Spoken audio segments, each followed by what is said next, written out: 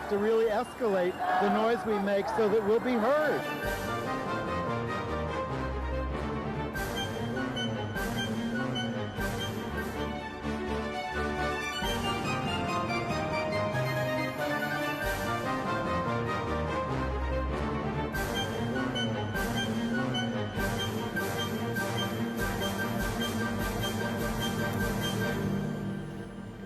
Welcome to Gay USA. I'm Andy Hum. I'm Ann Northrup. And another week of more anti-LGBT bills passing in state legislatures while some of them are being beaten back.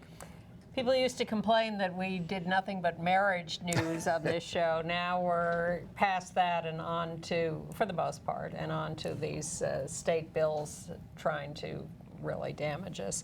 And in fact, in Charlotte, North Carolina, the town has defied the Republican governor of the state and enacted LGBT rights protections. But the governor has promised to get rid of those and any others in any other part of the state. Meanwhile, California marches into the future, trying to deny state funds to religious schools that discriminate against LGBT people. And major national LGBT organizations have filed a federal complaint in an attempt to wipe out conversion therapy across the country. We're going to show you an out gay candidate for the Texas state legislature who has adopted a unique way of campaigning.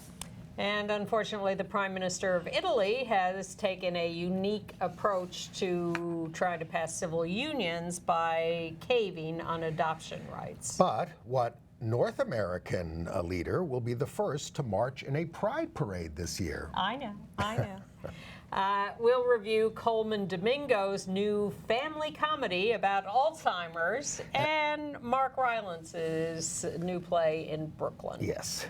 All right, but we're going to start, as we do every week now, with the action in the United States of America. Well, there's a good news, bad news story in North Carolina that I guess we should start with because Charlotte, North Carolina expanded its protections based on sexual orientation and gender identity. 7-4 vote in the city council. And marital status and familial status in commerce, public accommodations, and passenger vehicles for hire. Yeah. Not employment, not housing, and not schools, right. But public accommodations in general. Republican Governor Pat McCrory warned them before they did, don't do this. We will take immediate. That's me. Don't worry. We will take immediate action and pick up the microphone. We will take immediate action and stop this. Don't do it. And they did it. They did it. So now we'll see whether the governor can get the legislature to see it his way by passing a law that would cancel the Charlotte new protections. It would cancel all LGBT rights laws in the state, which is something they did in Arkansas, yes, et cetera, or they tried to do in Arkansas. That's still under dispute there. Well, that's the question, is the legality of all this. Let's go through some more and then discuss that. Yes. In Indiana, Evansville has toughened the enforcement procedures of its non-discrimination law. That's a good thing. Yes. And in Munster, Indiana, they have approved a human rights ordinance with sexual orientation and gender identity non-discrimination protections, although that needs a second reading, so it's not final yet. But the Indiana Republican-led House would not allow a hearing on the hate crimes bill. Who do they think they are, the U.S. Senate? This was approved by the Senate already, and it was introduced by a Republican, Senator Susan Glick, who says she wanted to show Indiana is a welcoming place. 45 states have hate crimes laws, not Indiana. And the House in Indiana rejected a employment-only non-discrimination law for sexual orientation and gender identity.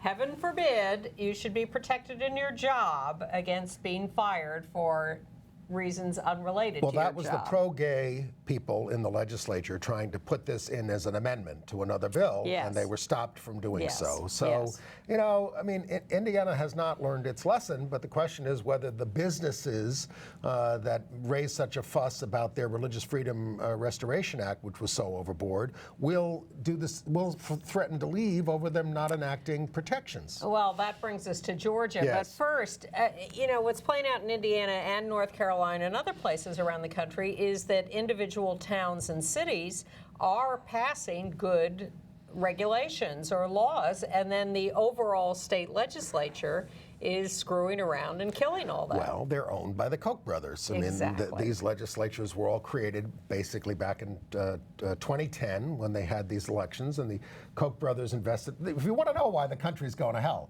I mean, they purchased these legislatures, often in blue states, but now have conservative legislatures. North Carolina had some progressive liberal moments, but they're Oh going my backwards. goodness, yes. It was the New South. Yeah. And, you know, there are people fighting down there very hard, you know, Moral Mondays demonstrations, and they're all clued into the next election, but we'll see.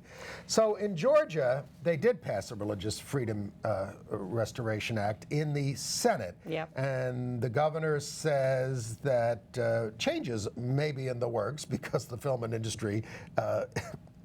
TV industry protested, which has become very big up there. And banking and others. The fundamentalists, here's what they want. They want to be able to conduct their business in accordance with their religious beliefs, which means they want to be able to discriminate against gay people. Not doing unto others as you would have them do unto you. The ghost of Lester Maddox is alive and well in Georgia. But these laws are written so that any individual, not a religious organization, not anything with any actual charter that might raise questions, but any individual can say, you know, I don't like gay people, and therefore I'm not letting them in my store, I'm not hiring them, I'm firing them, all of the above. I would just want to say that's not what America is all about. Now, Well, I think we need Donald Trump to stand up and say, how dare they stand up with a Bible and call themselves Christian when they're discriminating? yeah, I'm not going to hold my breath. But we had another breakthrough, not just the film and TV industry, but when the Senate passed this anti-gay bill, the head of a telecom company, it's called 373K, Kelvin, well, I'm going to mess up his last name, but he is the CEO of the company, and he says, we're leaving. He says, I'm gay, our CFO is gay, I've got Muslims, Buddhists, atheists here. We won't tolerate this, can I use the word? Crap, Yes, is what he you can said. use that word. Okay. So the governor says he is trying to negotiate a little softer version of this. He's not giving us any details of what that would mean or whether, or, you know, it's passed the Senate. It hasn't passed the House yet or gotten his signature, but things are not looking good in Georgia. Or in Mississippi, where the House there, by a vote of 80 to 39, 2-1, has passed another heinous, huge Religious Freedom Restoration Act, allowing government clerks to refuse licenses to same-sex couples. Let's get the name of the bill right. Okay. It's the Protecting Freedom of Conscience from Government Discrimination Act. Who could be against that? It protects anybody who believes man-woman only marriage from discrimination. It allows discrimination by individuals, religious organizations, private associations, schools, employers, etc. This is from a state where the governor has a gay son. Who he doesn't support or say nice things about. Apparently the son was gay bashed at one point. This is from a viewer in Mississippi, and they just covered it up, kept it out of the newspapers and the police and blah, blah, blah. Because it's 1923 there? Yeah. In some parts. But Many parts of Mississippi, lovely, many gay people.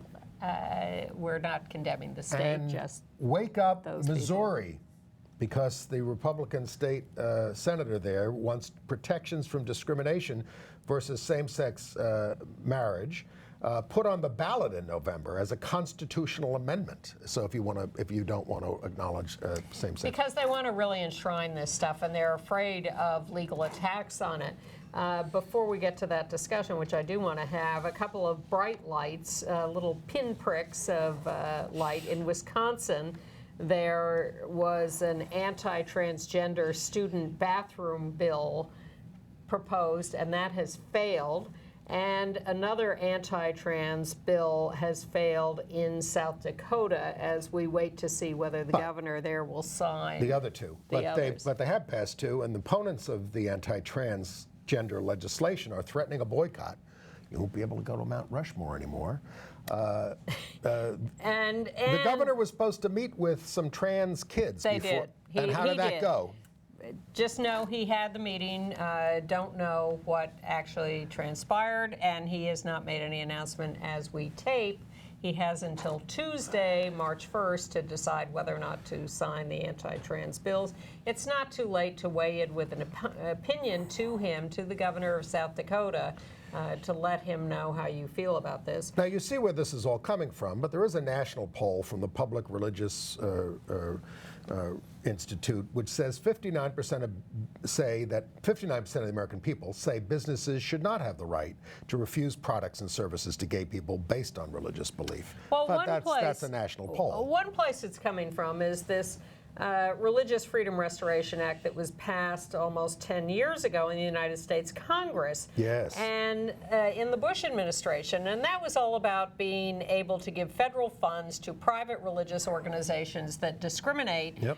without running afoul of federal laws against discrimination. So, and there were Bush administration interpretations of the law that made that discrimination and use of federal funds to discriminate easier. So then Obama takes office, and there are a few little attempts by some Democratic members of Congress, Including our own, Jerry Nadler. Jerry Nadler, to say, so isn't it time that we took another look at this Religious Freedom Restoration Act and looked at whether we should be actually using these federal funds to fund organizations that are discriminating? Now, Well, the whole idea is the federal government gives money to religious organizations that do good work in this country and around the world, that do anti-AIDS work in Africa, that feed the poor, that do whatever. So the governments, federal government, state, local, certainly happens in this city, all over the place, hire outside organizations to do this work. And the trouble is that these organizations discriminate. Well, the big one was World Vision, Yeah. which is an international group, and they refused to hire co-religionists, and they're getting all this federal funding. So they've been trying, but they confronted the labor secretary about this, the Obama labor secretary. Oh, I'll have to look into that. But nothing was done. Yes. So now they've sent a letter to Loretta Lynch, and this is to override a 2007 opinion by the Office of Legal Counsel, But which this was under the Bush administration. But a lot of what's going on in the states with these laws that are being passed is referring to this federal law Yep. and saying, look, the feds say that it's okay to privilege religion over non-discrimination rules. Well, don't forget the original RFRA, Religious Freedom Restoration Act, was passed in the Bill Clinton administration, was it not? You're right. You're right. And it's all about these Democrats, Clinton and now Obama, being afraid of Yep. challenging religious interests by saying, look, we, practice your religion, do whatever you want, but there are fundamental rules of non-discrimination in this country that come first. Right. And they're afraid to have the First Amendment religious protections thrown in their face, and they're all backing down. And it's extremely disturbing, and it worries me. And this is the concern I want to raise, is whether or not we have grounds to challenge all these new bad laws in court. It was very clear when marriage became an issue that we could go into court with an Yes. equal protection due process claim and win that case, strike down the Defense of Marriage Act, win equal rights to marriage, and that's how it's played out. And no matter how many times Ted Cruz says it's an unconstitutional decision, he's wrong, he's committing treason by saying it, and we have an equal protection right. Well, in New York City, I mean, they're giving hundreds of millions of dollars away to religious schools. And when I asked the Civil Liberties Union about this, in their press releases, when the things come up, they say, "Oh, that's unconstitutional." And then I say, "Are we suing about it? Are we going to court?" Hamana, hamana, hamana, hamana, hamana, hamana, hamana. But in California, they are pressing forward, and this relates to all this federal issue. Equality California is pushing 2 bills to prohibit state funds to support entities that allow discrimination by creating exemptions based on religious beliefs under Title IX.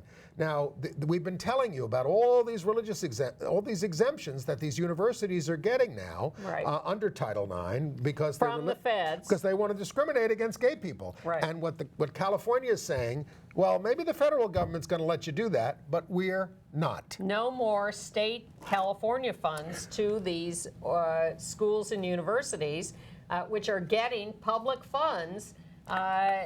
They're not going to get them anymore if they discriminate. You have done a great job out there, California. You have escaped the grips of the Koch brothers, and you're doing the right, but very few state legislatures are. Certainly New York State legislature is not doing stuff like this. And the Human Rights Agency in California has ordered employers in the state to allow trans people to use the appropriate bathroom of their current gender identity. But in Utah, where they worked out a compromise with the Mormon Church to pass a human rights law that had a lot of exemptions in it, the Mormon Church is now warning about upsetting this delicate balance, this wonderful balance that we've established, and they're pushing against strengthening the hate crimes bill there. Hate crimes law there. We have a lot of work to do, and it's kind of messy, and we have to. John Davidson and Jenny Pizer of Lambda Legal wrote a memo this week saying we have several ways we can approach any issue. But in this case, we really have to go right ahead and start with the legal strategy. We have to win some cases on this and then do the advocacy and the education and lobby against this stuff. But we must establish a legal framework for this. Let's at least get a precedent in the Ninth Circuit, nice liberal circuit. You don't have 5 conservatives on the court who can overturn you. Did you see who showed up at the Scalia funeral? Other than the president, who didn't? The Westboro Baptist Church people. They did. And by the way, oh man, I keep dropping that battery pack. That's okay, as long as my microphone works. I'm sympathetic to the argument that the President of the United States should attend funerals of Supreme Court justices, but there are limits when someone has insulted you his entire life. Exactly. And when the African-American president is asked to attend the funeral of a justice who said that black people should go to lesser colleges because that's better for them, I think people ought to understand. He should have been out there on the picket line with Westboro. Well, I'd like it if some TV news commentators would point out what Scalia said that might have figured into the president's thinking. Jeffrey Toobin on CNN was kind of weak when all this got started about Scalia dying and saying how influential he was, one of the foremost influential. But when he finally got around to writing for The New Yorker, he just read him the riot act and said how awful he was. Awful. And with any luck, not influential. Yes. Kentucky passed a bill on this. Did we do this? Passed a bill in the Senate, 30-8, to have 2 forms of marriage licenses, one that says husband and wife and the other Party 1 and Party 2. Yeah. Well, what we had said last week or the week before was that this had been proposed, but that one of the ways it was proposed was that they would put all those options on one license application. And in fact, even Kim Davis was in favor of that. But no, the legislature went ahead and approved a separate but equal system. But the Supreme Court in Kentucky ruled that a lesbian can sue her ex for shared custody of their daughter, the ex being the biological mother of the child.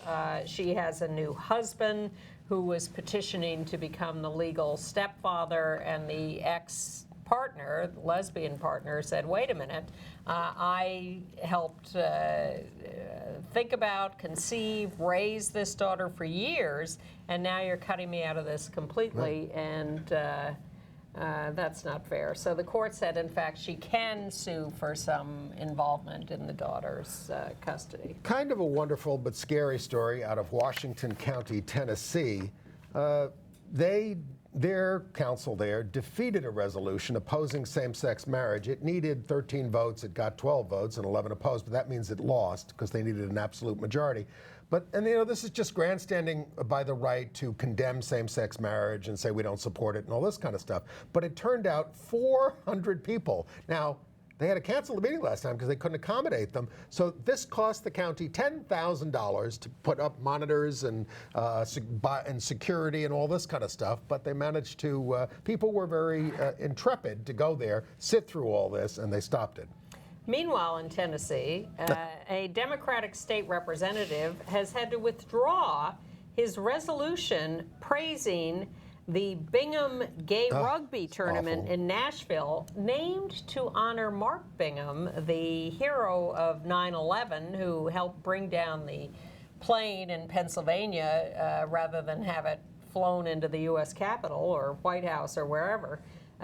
Republicans said that proposing this bill was a trick to make them honor a gay person. God. Look, I can remember, during the AIDS crisis, they tried to honor Peter Vogel in the New York State legislature, and the Staten Island representative objected to it, and it wasn't done. That was Peter Vogel, by the way. Good news in New York City, where the federal prosecutors have dropped charges against the 6 Rent Boy employees who were... Well, they're out of business. I mean, yes, they dropped 6 employees from prosecution. Yeah. They're prosecuting the guy who owned the business. He's negotiating a plea deal But at this point. the business is out of existence, and this was a website where sex workers could get a degree of safety in finding clients and screening them. And now, what do you want them on the streets? Exactly. And by the way, there's a heterosexual website newly in New York City that's being celebrated for allowing people to connect for money online. Did they get a proclamation from City Hall? Not yet, but anything is possible. Well, I don't have to honor him any more than he's already been honored, but I want to note David Fite, F-I-T-E, 16 in Chicago. He is seeking he sought Eagle Scout status by working on LGBT-themed service projects. And he almost left the Scouts over the ban. He's not gay himself. He just wanted to show people not everyone in Scouting is anti-gay. And he received his Eagle Award at a Roman Catholic Mass. Yeah, that was interesting. And thank you to the New York Mets, which are climbing on the bandwagon to do an LGBT Pride Night. Other baseball teams in other cities have done them. The Dodgers and the Giants, California. Yeah. I'm just saying, those are the other ones that have done it. I think others have done it. Yeah. Maybe I'm hallucinating, but the Mets will now do it too. And we want to talk about I'm hopscotching New York City news. The foreclosure on the rabidly anti-gay Atla Church in Harlem has been temporarily put aside. There's a temporary restraining order against the foreclosure sale. They're going to have a hearing in April. The Alley 40 Center had raised a lot of money to try to buy the church. All of that is delayed at the moment. And Elliot Morales, we have a picture of him, it's a little out of order, is on trial now for the murder of Mark Carson on West 8th Street in Greenwich Village. On May of 2013, right in the heart of Greenwich Village, the guy in the purple tie there who's sitting at the... gray suit on the left. He is representing himself. This is what has delayed the trial so long from 2013. Yeah. I mean, everybody saw him do it. He confessed to it. Yeah, he gay bashed these 2 guys walking down the street who were not a couple, just friends. Right. And then they ended up in a little kerfuffle around the corner, and Elliot pulls out a gun and shoots one of them dead on the street. Defending himself, I have defended myself in court. I was convicted on 4 counts, but he is confronting the surviving friend about this whole encounter and awful. Charging that he was forced to shoot this guy.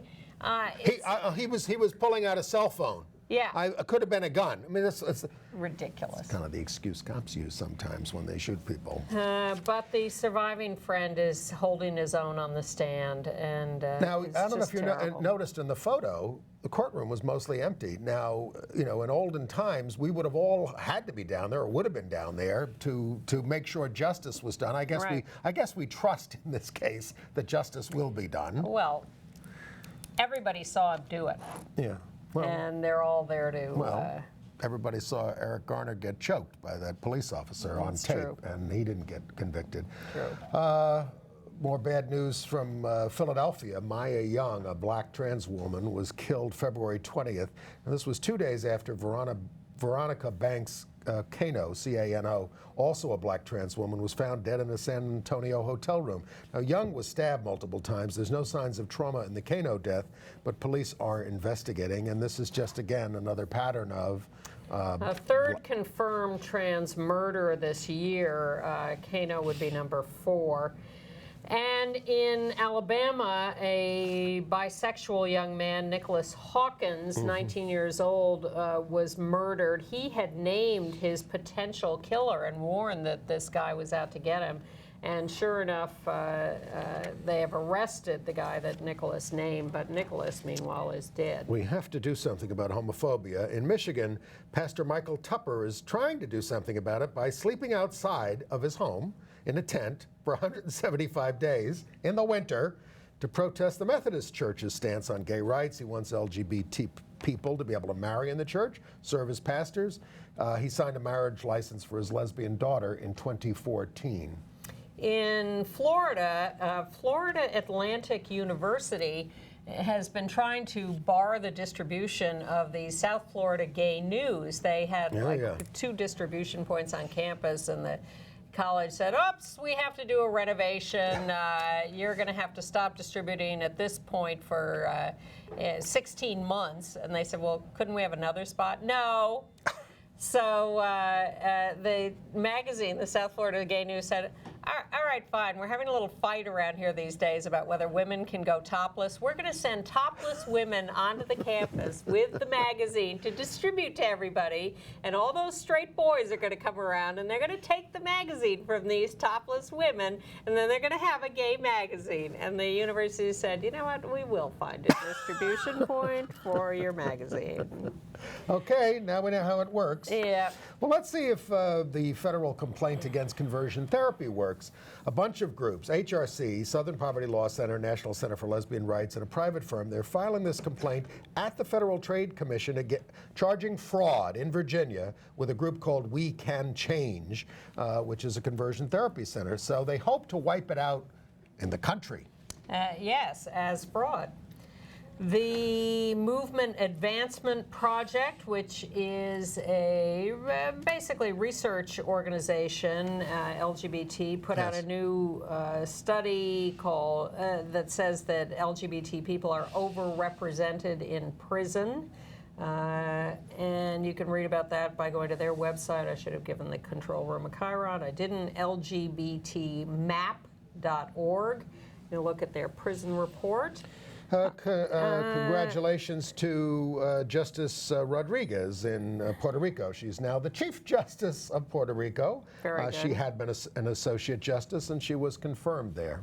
And I'm kind of feeling like congratulating Tim Cook, our gay corporate leader, for standing up for privacy. Standing up to my man, Cy Vance, the DA of Manhattan. And he's got Ted Olson working for him on this, too. Yes, he does. I mean, look, this is a very complicated issue. It is. I mean... I don't have an easy answer. But it's interesting to see him in the news. Obviously, you know, I've listened to a lot of the arguments on it, but in the past, it was easy for the government to get into these things. Yeah. Obviously, they knew everything about us. Now this one is designed so that even Apple can't get in. They would have to design some sort of a system to get into their own phones. Yep. And they're worried that it will open up the floodgates to surveillance. But in terms of certain crimes, I mean, can't they design something discreet is the question. Well, that is the question. That is the and question. Certainly we don't have the answer, but we would like to show you someone who might have answers. Huey Ray Fisher is a young man in Texas, in Austin, 23 years old. He's running for state representative. The State House. There are 7 candidates in the race. This is out of Austin? Yes. Yes. And he went looking for votes on Grindr. You know, he starts having a chat with you, and then they say, and the person says, "Well, what are you looking for?" He says, "I'm looking for your vote." This has never been done before, but I want to say we know someone named Christopher Lynn who ran for state assembly in New York, and he was the lawyer for Robin Bird, who does a strip show on Access Cable in New York, and he went on her show constantly and did ads there, and he almost won. Well, let's So take sex, a look you can at mix sex let's and- take a look at a little video of Huey Ray Fisher. It's about 5 minutes. Yeah, well, and he- maybe we won't look at the whole thing, but let's start with Huey Ray. My name's Huey Ray Fisher. I am from Rockport, Texas. I grew up on the Texas coast, and then I moved here to Austin to study Latin American studies and government. Now I'm running for state representative. When I first decided to jump into the race, I gathered all of my friends and mentors into this living room to discuss the possibility of a campaign, to discuss how I would run a campaign, what my viability was as a young 23-year-old queer candidate taking on potentially 6 attorneys. As we were having these discussions, Glenn Maxey, who was the first openly gay state representative in Texas, who had mentored me over the past few years on Texas politics and on community organizing, he asked me point blank in front of a room full of my friends and other mentors, "How gay are you?" And the room sort of went quiet. It wasn't a question that I had really considered. It wasn't a question that I understood. I've always been open about my identity, but never was it something that was really at the forefront of who I am. And I had friends in that room whom I had known for 4 or 5 years who didn't even know that I was openly queer. And there were some mumblings in the room, "What, Huey's gay?" And it was a funny response. And after a few moments, I told Glenn, "I'm very open, and I won't let that hinder me in this campaign. I think it's a positive. We need more queer representation in the House." As a young person in this race, you know, we've seen so much advancement in the LGBTQ community nationally and here in Texas. Walking around on campus, talking to students, it didn't matter if they were straight or queer. And then for the most part, they wanted to talk about things like student debt, the sexual assault crisis on campus, and other issues. It didn't really play a central role when it came to talking to younger voters. Talking to older voters, it's sort of been different. Amongst the older LGBTQ community, I notice people still flinch at the word queer, and I've really changed my tone to use the word LGBTQ rather than queer, because for so many older members, it's a word of stigma. One day during the campaign, you know, I get an email at maybe 5 in the morning from somebody who's supporting me. It starts out with, "I'm rooting for you, Huey Ray. I really want you to win this, but you need to take LGBTQ off your campaign literature, off your website immediately. People don't want to elect the gay candidate in this race. They want to elect the candidate who will fight for them on the issues." In spite of me having a solid, comprehensive platform on my website and on my literature and in my stump speeches, I realized there are folks who tend to focus just on my identity. And that was coming from a supporter. I had a former state senator give me a call on the phone and tell me that I should never lead my stump speeches with, "I'm the LGBTQ son of an undocumented immigrant." I should just say I come from a working family.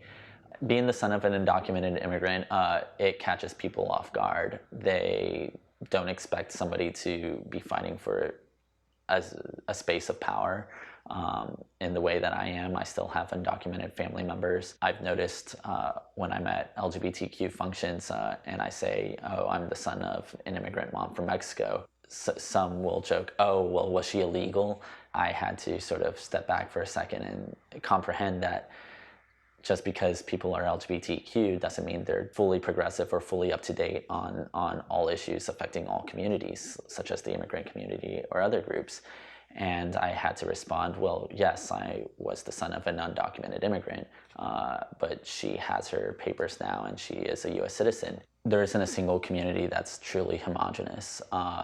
I mean, with the LGBTQ community, the issue isn't just marriage equality. It's also been about the violence against trans individuals. It's been about the suicide and homeless rates amongst teenagers. It's been about employment discrimination.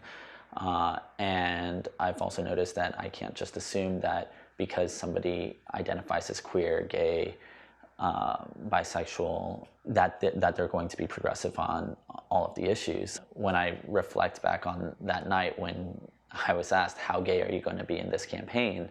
How gay are you? It really sunk in how much my identity matters to other folks and how I need to play a fine line of letting them see who I am while also letting them understand what I'm going to do for them. It's been eye-opening. That's from Driftwood, a wonderful project that you can go to online and see interviews with all kinds of LGBT Americans. But I'm going to discuss another And good luck to candidate. Huey. Yes, good luck to Huey Ray. Another Texas candidate, Ted Cruz, who I'm happy to see sinking fast. He this week escalated his attacks on same-sex marriage in the Supreme Court. Although his spokesman says that his appearance at the Kill the Gays conference in Iowa was a mistake. Nice of you to come up with that now. Nonetheless, he and Ben Carson and maybe others are attending the Christian Media Convention in Tennessee this week. I mean, since we last met, Trump was condemned by the Pope and uncondemned by the Pope, and they had their spat. But there's a New Hampshire... Surrealism in everyday life. And there's a New Hampshire representative who says that the Pope is the Antichrist. Well, I think that's why Trump is not paying any price for his Pussy statements. Riot says about Trump, we laughed when Putin was rising to power too. A good warning. We're not laughing here. John Kasich did go ahead and defund Planned Parenthood in Ohio. He's supposed to be the moderate. A poll in New York City, if it's any consolation, says Trump loses to Hillary 72-14, and 60% don't want to see Mike Bloomberg run. Wait a minute. What's that a poll of? New York City. Yeah, because in New York State, I think Trump has a good chance. I don't, well, we'll see. We'll look at the poll. I don't know. We've been fighting this all year. Let's also note and mourn the death of Harper Lee, author of To Kill a Mockingbird, and there's an old picture of her that was circulated a lot at her death. Now, if that is not a lesbian, well, I'm turning in my car. Just because she had short hair and, women friends. Hung out with Truman Capote and Yeah, well, never married and became a recluse. you know, as one of my ex-partners would What do say, I know? oh, you say it about everybody. But I don't say it about everybody. No, me, not you. Yeah. She's a woman-defined woman. How's that? A woman-identified woman is, I think, the old phrase, but whatever. Well, and I think she wrote the book originally as a tougher book, and her editors got her to, sort of prettify it. Well, Scout sure was a tomboy. Yes, she was, and she was Harper Lee. Yes. Thank you to the University of Oregon, where two fraternities are publicly and overtly seeking to recruit gay and trans members. Excellent. The Archbishop of St. Louis is questioning ties to the Girl Scouts since they push sexuality stuff. And the Log Cabin Republicans, did you do that? Nope. Yeah, the Log Cabin Republicans are celebrating the fact that they've been accepted as a sponsor at CPAC, the conservative conference, so they can listen to themselves be condemned. They call it a watershed moment, but it's mostly a hate fest. All right. Exactly. All right. All right, international news. Well, everything is still a mess in Indonesia. The government is blocking Tumblr now because it has porn and gay stuff on And it. police are blocking a rally for the LGBT rights supporters, of whom there are many there. 300 cops stopped a rally by 60 LGBT activists. And although the Italian prime minister had been resisting breaking up his bill for gay couples and adoption and everything, he is dropping the measure to let gay people adopt biological children of their partners. Because he says it's better to do a little piece now, which would be the civil partnership bill. Let's see if that goes through. Well, in almost every Western European country, we got some kind of partnership or marriage before we got adoption rights. So it wouldn't make him all that different, although certainly we want more. In Russia, good news, bad news. Good news, the parliament, the Duma, the lower house of the parliament, has rejected the bill that would have criminalized being out. Yeah. Thanks. They have enough. They figure they've got enough anti-gay stuff on the, because if you show that you're out, when you're out and about, you will be arrested. For propaganda of non-traditional sexual whatever. Yep. But the Ministry of Health is proposing to set this is up insane. sex treatment clinics for gay people, trans people, and pedophiles. And for some reason, they want dildos in every room at the sex clinic. Well, Weird. in Toronto, Prime Minister of Canada, Justin Trudeau, will be the first Prime Minister to march in a Pride parade in North America. This is July the 3rd. Pride Month begins June the 1st. Good on him. Perhaps we could get our president to march in a Pride parade. That'd be nice. It's, Yeah. of course, create a lot of security concerns Well, in this here, country. what do you think? Would Trump march in a Pride parade? Well, I bet you a lot. I bet you a lot I bet you he would. I bet you a lot of candidates will march this summer. Well, I would assume Hillary They and always Bernie do. and They always Bernie and do, things yeah. like that because they're running. Yeah.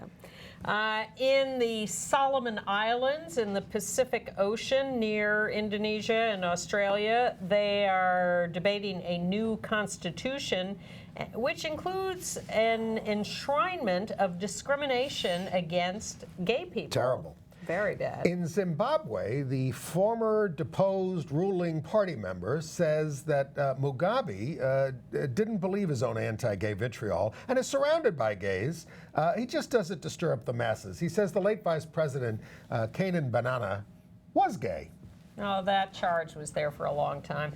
It's, you know, we are the scapegoats, and we continue to be so. And it, you know, if you want to gin up a lot of hatred with ignorance and falsehoods, then that's what you do. But they're trying to be nicer to us in Japan. Panasonic will recognize same-sex relationships in April. Very big firm there, of course. And as will a third prefecture, and that's the first one outside of Tokyo to do so. And Evan Wolfson's been over there stirring up stuff about same-sex marriage. And Nike has fired Philippine boxer and politician Manny Pacquiao, calling his anti-gay comments abhorrent. Well, he posted the Leviticus thing about putting gays to death because it's just from the Bible, which is what the Bible says. After Nike fired him. And he got 18,000 likes on Facebook for that. But Magic Johnson says he will not attend any future fights by Manny because of his nasty comments. And in Portugal, the outgoing conservative president has signed the gay adoption bill that he had originally vetoed because the parliament overrode his veto and forced him to sign it. And there's a presidential candidate, by the way, in the Philippines, Rodi Duterte, who said he would consider legalizing same-sex marriage if a proposal is presented to him. Well, it ain't going to be presented to you for a while. Depressing story by the Associated Press about LGBT migrants from the Middle East now in Western Europe who are being abused by not only their fellow migrants, but the staff of some migrant relief organizations in Europe. Did we do the Isle of Man? No. There were amendments proposed to the marriage bill there to allow opt-outs for registrars, allow teachers who object not to be obligated to teach about same-sex marriage, and parents could opt out their kids from lessons about it. Maybe the kids will never find out about it and they won't do it. I don't think those amendments are going to pass. Well, I don't know. I'm not up on Isle of Man politics. Let's go visit.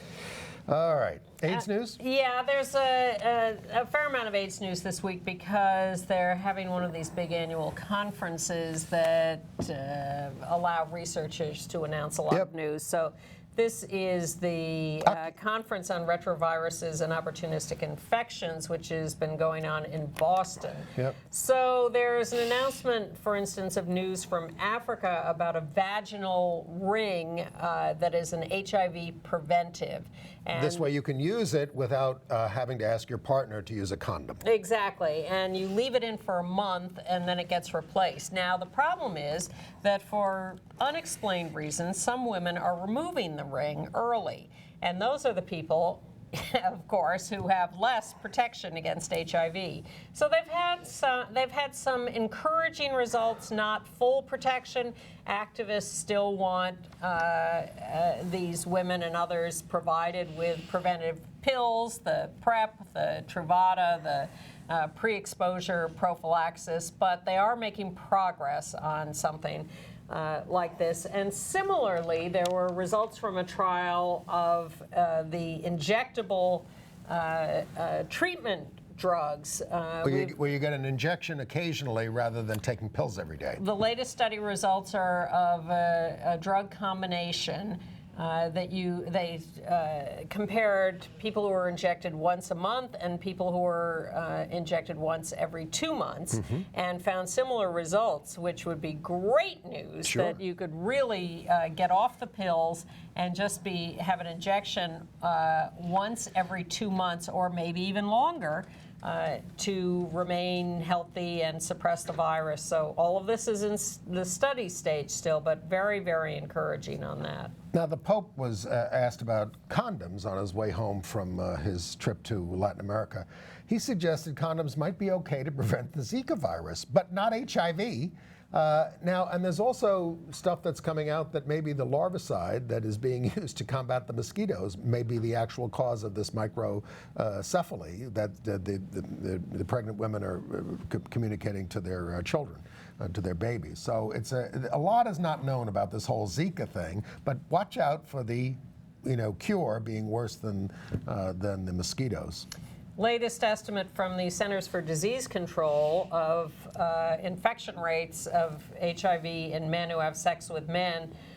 They estimate that at the current rate of infection, if nothing is done to prevent infections, half of all African American men in the United States who have sex with other men will acquire HIV at some point in their lifetime. That's 50%. I mean, understand that among all Americans, it's 1 in 99, 1 in 2,500 heterosexual white men. Yeah. But annual infections are down to 40,000, but 10,000 of them are black men who have sex with men. And they estimate a quarter of Latino men who have sex with men will contract HIV. Only 1 in 11 white men who have sex with men will acquire And among HIV. heterosexuals, 1 in 49 black women are getting it versus 1 in 1,083 white women. So these are the things we have to address. South Africa has a new campaign. Are you brave enough to protect yourself? They're trying to bring sexy back to sexual health, but they're having trouble getting the ads on the air. Well, the ad's very bold because it shows a very passionate kiss between two men. Yes.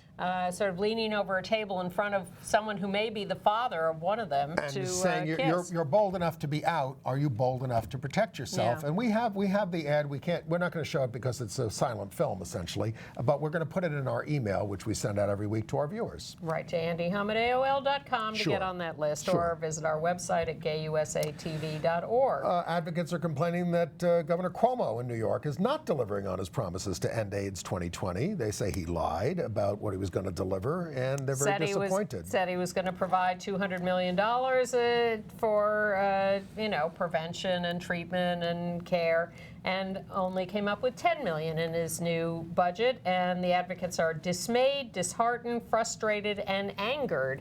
I would say I told you so, but what would be the point of that? And while it's very nice that the Prime Minister of Canada is marching in the Pride Parade, in British Columbia, insurance companies don't cover PrEP in most cases. Most cases, it's $900 a month. And the Government Health Canada has not approved PrEP, just as in England they have not approved this, as it has been approved in the United States. So you can get it, but you can't get it reimbursed, and it's not cheap.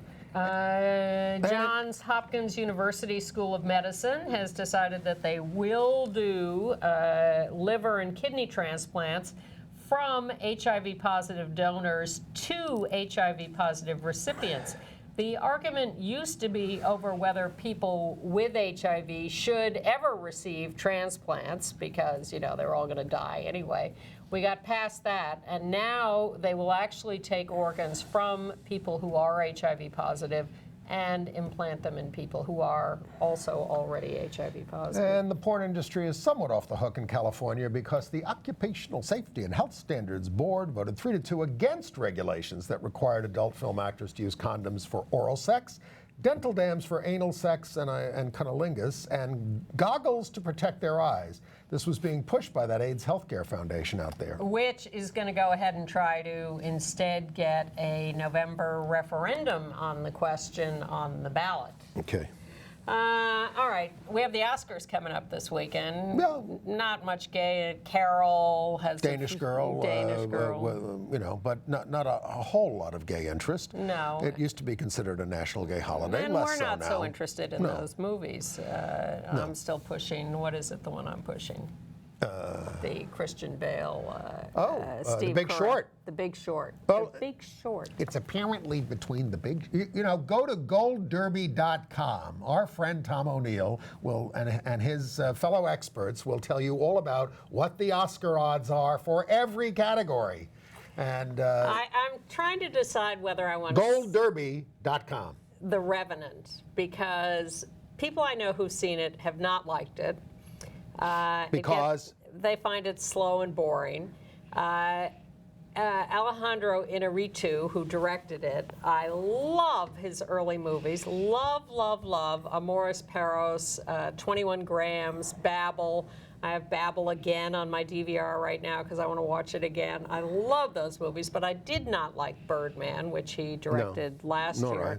So I'm a little afraid that Which he won Best Director for. I know, and I'm afraid The Revenant will be more in that category than the early ones, but I may have to watch it just because I love his early movies so much. We saw a bunch of Tell me what you think of The Revenant. Is it good Inarritu or bad Inarritu? Okay. All right. Let's talk about some plays we saw this week. Yeah. One but by, I do want to see what Chris Rock does at the Oscars. we saw Dot by the great Coleman Domingo. Now, Coleman Domingo, you may know, is the guy who wrote and directed and starred in A Boy in His Soul. He was in the Scottsboro Boys. He was in the movie The Butler. And He's in the new, Birth of a Nation. That title may be familiar to you, but it's a new African-American point of view history movie that's gotten raves at Sundance and is coming out soon, and he's in that. But Dot at the Vineyard is a family comedy about Alzheimer's. It's a North Philadelphia family. You can put that picture up again. Led by Dottie, played wonderfully by Marjorie Johnson, who's suffering from the disease. Yeah. You know, her performance, I think, was terrific. Yeah. It was moving. But she's surrounded by her wacky middle-aged children and their partners and other ex-partners. And that was a neighbor on the couch with her. Well, it's a sort of a woman who's a friend of the gay son. Yeah. And I think they were a bit overdone, including the gay couple. But don't take this the wrong way, but I think that from my experience, there's more black humor in Alzheimer's when it's played a little straighter. Oh, well, it's definitely over the top, and it verges on sitcominess, but there's a lot of heart in it. At the core. And one of the daughters I was particularly taken by, and I sat through the whole thing, and it's 2 acts. Through the whole thing. Look, we walk into the theater and we're accosted by an usher who says, "I know you walk out of things. Are you going to stay with this?" And I said, "Well, we'll see." You know, but I did. Our time is precious as it's winding down here. If you notice, Definitely winding down. So. But I did sit through the whole thing. I was entertained by it. I thought it was a little wacky, and I thought the gay male characters were the least interesting in the play. But it had a lot of heart, and it Yes. raised some really tough issues, and I was glad I sat through the whole About thing. caring and for a parent with yeah, Alzheimer's. yeah. Absolutely. Yeah. All right. And it's directed by Susan Stroman, as the New York Times pointed out. That's an indication of the fact that this is a serious work.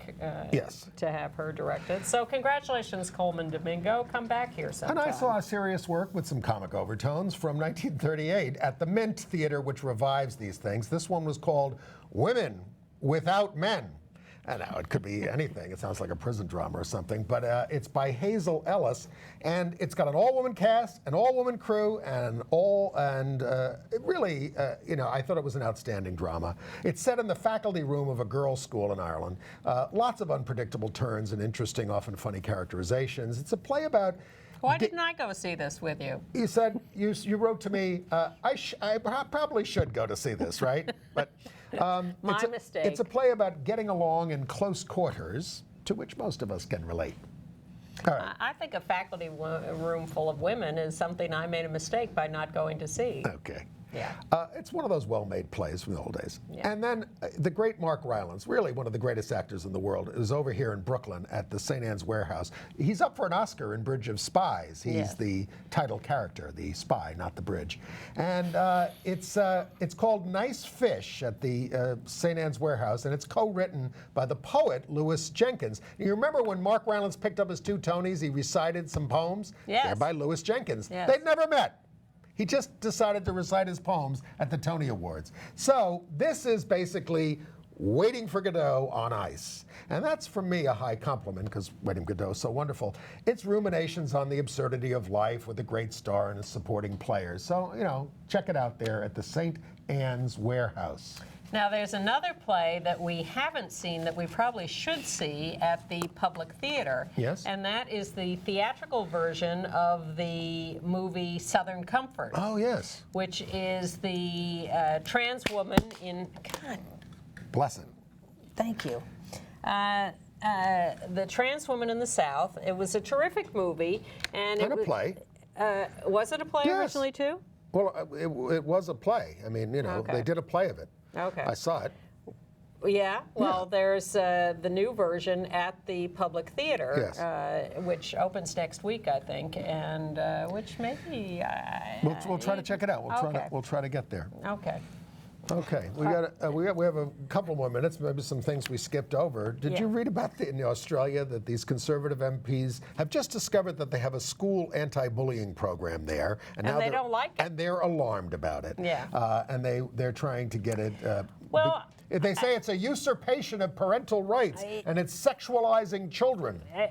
Anything to do with gays I is read that- sexualizing children. I read that and I thought to myself, we spent years going into the schools of New Yes. York City doing education on homosexuality. Yes. And one of my favorite sessions, first of all, there was a 6th grade in the Bronx that I went back to repeatedly where the kids were just terrific, and a 4th grade in the Village where the kids were so open and wonderful and great. So get over yourselves. Education is good.